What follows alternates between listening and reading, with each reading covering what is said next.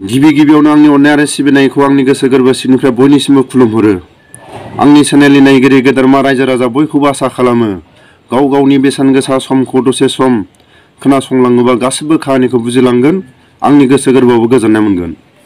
दिनैनि बे समाव आं फिनै दावराव देख्रेब सारखौ जेरैबायदि जोबथेसालियाव गिथाव बाथाव माखासे दारा होनायनि सायाव आं फंनैसो बुंनो थाखाय बिथांमोना मा गोरोन्थि मावदों मावाखै बेखौ उननि बिजिरनायाव गासिबो मोनदांनो हागोन। अब्लाबो आं सासे बर' हारिनि बै समाव उपेन्द्र ब्रह्मनि समाव बिथाङा समान समान जेब्ला उपेन्द्र ब्रह्मनि सोमावसारनायाव आबसुनि मैखोम बिबानखौ लानानै लोगोसे जों दिनै बुंनांगोन जेरैबायदि दावराव देख्रेब सारमोनहा बेसेबांबा गावसिनि माखासे रोंगौथिखौ लानानै गावसिनि न' बाङावनो हाजार हाजार आबसुनि मानसिफ्रा जानाय लोंनाय उपेन्द्र ब्रह्मआबो दावराव देख्रेब सारनि न'आव थानानैनो सोमावसारबोदोंमोन। बेबायदि माखासे बर' हारिनि गेजेराव गुबुन गुबुन जायगायाव थांनो गारि भाराफोरखौ बिथांमोना गावसिनि न' बांनिफ्रायनो लानानै दावराव देख्रेब सारा गावनि न'खरनि बिमा बिफा खामायनाय रां रुफाखौ गामिनि थाइसे थाइनै सोरबाबा अनसायनानै हरनायखौ गावनि सिफियाव लाथुमनानै बर' हारिनि गुबुन गुबुन जायगाफ्राव थांनो थाखाय थाइसेयानो जा थाइनैयानो जा बेबायदि माखासे बिथांमोना केसियार बिबानखौ लानानै सोमावसारबोदों। आरो जेब्ला उपेन्द्र ब्रह्मआ बेमार जानानै थादों आरो बेमार जादों केन्सारनि बेमार जानाय समाव फाहामसालियाव गावनि सिफिनिफ्राय माखासे रायजो राजाफोरनिफ्राय अनसायनानै गावसिनि हालामनिफ्राय जेरैबायदि गावनि न' बांनिफ्राय थाखा फैसा लांनानै फाहामसालियाव थाइसेबाबो थाइनैबाबो दावराव देख्रेब सारा रां रुफा साननानै होनो मोननाय मानसि। जों दिनै बुंनांगोन बेबायदि दैदेनगिरिखौ जुदि जों गोसोखांनो रोङाब्ला अनसायनो रोङाब्ला जोंनि बर' हारिनि गेजेराव जों आरो माबायदि अनलायबावगोन। बै समाव उपेन्द्र ब्रह्मनि बेमार जानाय समाव बेबायदि माखासे बिबानखौ लानानै थाइसेयानो जा थाइनैयानो जा गावनि आखाइजोंनो साननो मोननाय मानसि उपेन्द्र ब्रह्मनि बेमार जानाय समाव जेब्ला केन्सार बेमाराव गोलैदोंमोन। बेबायदि दैदेनगिरिखौ दिनै जों सिनायनो रोङाब्ला अनसायनो रोङाब्ला अब्ला जों बर' हारिया माब्रै गावजों गाव जों खौसे जाबावगोन।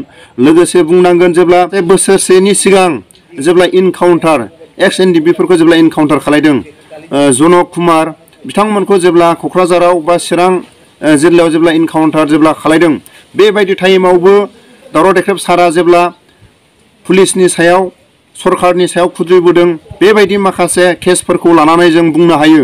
बै समाव जेब्ला इनकाउन्टार खालायदों जनक कुमार मोनखौ जेब्ला एक्स एनडिबिनि सानै सेंग्राफोरखौ इनकाउन्टार खालायदों बेबायदि समावबो रावबो गुबुन गुबुन आफादफ्रा माथो होआखैमोन।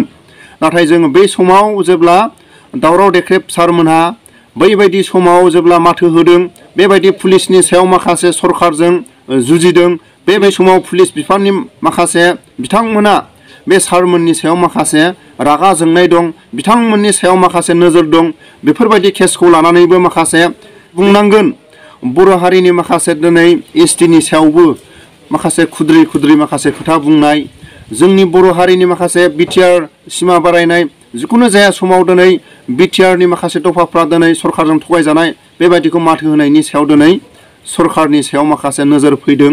आरो जों बुंनांगोन क'क्राझार जिल्लानि सिङाव थानाय दिनै जाय जों दिनै गिलु बालु सासे एमपिखौ जों बुंनांगोन बिथाङा सरकारनि माखासे आगदा आखाइ होननानै जों बुंबाबो लस गैया। जायखौ होनदों जों हिरा सरनिया बिथांनिबो माखासे हमनायाव माखासे बिथांनि सापर्टार थानो हागौ, गुबुन गुबुन दोलोनि सापर्ट थानो हागौ। दावराव देख्रेब सारमोनखौ बर'फोरनि गेजेराव माखासे नोजोर होनाय पुलिसनि सायाव नोजोर थानो हागौ।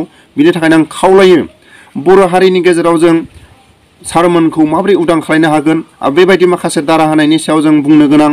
आरो जायनि न'खराव जों बुंनांगोन जेब्ला दावराव देख्रेब सारमोनहा जेब्ला बै समाव सोमावसारबोदोंमोन जेरैबायदि उपेन्द्र ब्रह्मनि सोमावसारनायावबो दावराव देख्रेब सारनि न'खरा हाजासे आबसुनि सोमावसारनाय जोहोलावफोरखौ जेरैबायदि जानाय लोंनाय फारसेनिफ्राय थाखा फैसा हेफाजाब होगिरिमोन आरो बिथांनि न'आवनो थानानै उपेन्द्र ब्रह्मआबो सोमावसारबोदोंमोन। आबसुनि सोद्रोमाफ्राबो बिथांनि न'आव थानानै सोमावसारबोदोंमोन। आरो लोगोसे देबोरगावआव थानानै बर'फोरनि गांनाय उखैनायखौ सरकारजों जुजिबोदोंमोन। बिनि उनाव जों बुंनो हायो दावराव देख्रेब सारनि न'खरनि गासैबो बिमा बिफा बिदा फंबाय बिब' बिनानाव गासैबो आबसुनि मोजां मोननाय आरो आबसुनि सोमावसारनायखौ हेफाजाब होबोदोंमोन। आरो बे समावनो माखासे दावराव देख्रेब सारनि बिब'आबो आथोबनि बिबानखौ लानानै बेसेबांबा सम बर' हारिनि गेजेराव सोमावसारबोदोंमोन। जों बेबायदि न'खरनि दैदेनगिरिफोरखौ दिनै बेबायदि आसाम पुलिसनि सायाव सरकारनि सायाव जों बेबायदि माखासे गाग्लोबजायोब्ला जोंनि बर' हारिनि गेजेराव लाजिथावना। उपेन ब्रह्मनि समाव एखे लोगो सोमावसारबोनाय आरो आबसुनि बिबानखौ लानानै केसिआर बिबानखौ लानानै सोमावसारबोनाय आरो बै समाव जेब्ला सानसुमा खुंग्रा सरकारजों सावरायनानै आबसुनि माखासे सावरायनायजों माखासे बिसि सरकारखौ जेब्ला सालायबोदोंमोन बे समावबो EM बिबानखौ लानानै बेबायदि माखासे बर' हारिनि गेजेराव खामानि मावबोदोंमोन। बेबायदि सरकारनि माखासे मावनो गोनां खामानियाव मावफुंनो हायैनि थाखाय EM बिबानखौ दिसा होनो गोनां जादोंमोन। बेबायदि दैदेनगिरिखौ दिनै जों सिनायनो रोङाब्ला सोरखौ सिनायगोन? आरो दावराव देख्रेबनि न'खरनि जायफोर बिमा बिफा बिब'मोनहा जेब्ला आथोबनि बिबानखौ लानानै सोमावसारबोदोंमोन बेबायदि न'खरनि दिनै दैदेनगिरिफोरखौ जों सिनायनो रोङाब्ला जों बर' हारिनि गेजेराव खौसे दंना गैया जों एसेबाबो जों दिनै हमदांनो हाबाय। बिनि थाखायनो आं खावलायो साफ्रोमबो बर' रायजो राजाफ्रा दावराव देख्रेब सारखौ उदां खालामनायनि थाखाय आरो दावराव देख्रेबनि केसनि सायाव माखासे बिजिरनो थाखाय थाबैनो उदां खालायथारनांगौ होननानै बयबो गाजा गोमजा सोमावसारनांगौ, सरकारखौ सोंखारिनांगौ। जों बुंनो गोनां जेब्ला इनकाउन्टार नंखायफ्ला इनकाउन्टार खालायनायनि सायाव जन कुमारनि सायावबो दावराव देख्रेब सारा सोरबा पुलिसनि दैदेनगिरिफोरखौ केस होबोदोंमोन आरो बिनि उनाव दिनै STनि सायाव माखासे खोथा बुंबोदों, ससियेल मिडियानि सायाव माखासे बर'फोरनि खोथा बुंबोदों। जेरैबायदि हिरा सरनियानि सायावबो खुथाब खुथाब माखासे सरकारनि सायाव माखासे बुंबोदों। बिनि सायावनो दिनै मोनफ्रोमबो केसखौ जाबसिननानै सरकारनि आखायाव जेरैबायदि बिथांखौ माब्रै जोबथेसालियाव बिथांखौ थैजासिम दोननो हागोन बिनि सायाव माखासे राजनितिकनि जों नोजोरखौ जों नुहुरो। बिनि थाखायनो आं खावलायो साफ्रोमबो बर' रायजो राजाफ्रा दावराव देख्रेब सारखौ उदां खालामनायनि थाखाय बयबो गाजा गोमजा हेफाजाब होयो बेखौसो आङो रायजो राजाफोरनि खाथियाव खावलायो। आंनि बे चेनेलनि गेजेराव रायजो राजाफोरनि खाथियाव आंनि चेनेलनि नायगिरिफोरनि खाथियाव आं गोरोन्थि बुंदोंब्ला निमाहा मोनगोन होननानै आसा खालामो। बेखिनि भिडिअखौ लाना फैदोंमोन। गोजोन्थों।